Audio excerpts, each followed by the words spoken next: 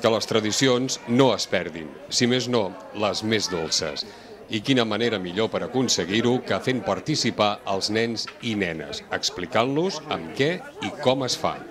Però que la gent sàpiga que això no és tan fàcil i que hi ha oficis i que poden fer aquestes coses, no? Vull dir que és una tradició i que veiem com es treballa la xocolata, que als nens sempre els agrada. El taller per aprendre a fer mones de Pasqua s'ha fet davant mateix de la pastisseria que l'Àlex Torró té a Malgrat de Mar. Ha estat aquest dissabte a la tarda i s'hi han aplegat una 60ena de petits aprenents de pastissers i pastisseres. Què és això que tens a les mans? La casa. Una casa? Quina casa és? De què és? De les porquets Dels porquets?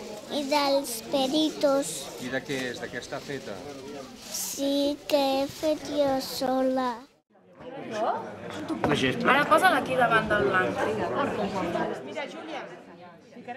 Agafa una mica de xocolata i enganxar. Sí? I amb què l'enganxes? Amb un pot que hi ha molt xocolata. I de cara a la setmana que ve, l'Àlex convida tothom a menjar-se l'Ajuntament de Malgrat de Mar, el de xocolata, és clar.